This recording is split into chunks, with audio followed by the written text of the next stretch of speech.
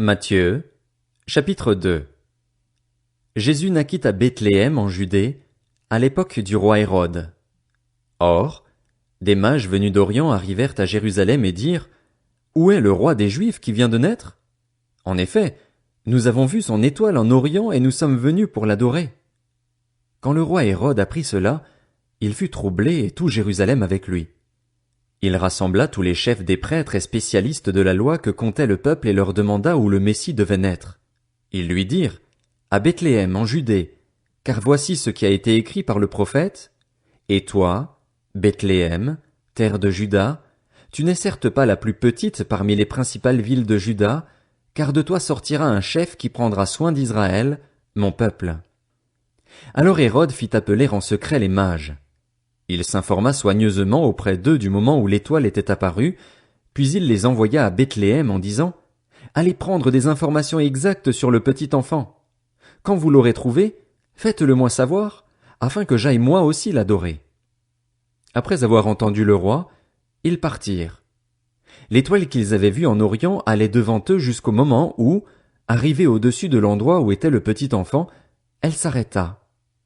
Quand ils aperçurent l'étoile, ils furent remplis d'une très grande joie.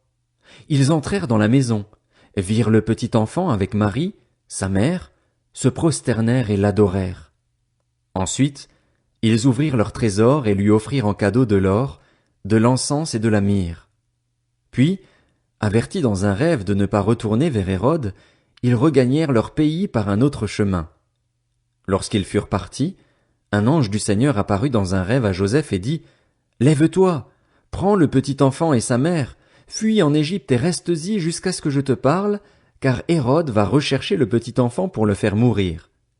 Joseph se leva, prit de nuit le petit enfant et sa mère et se retira en Égypte.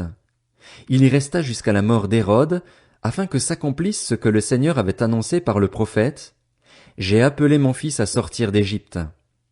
Quand Hérode vit que les mages l'avaient trompé, il se mit dans une grande colère, et il envoya tuer tous les enfants de 2 ans et au-dessous qui étaient à Bethléem et dans tout son territoire, selon la date qu'il s'était fait préciser par les mages.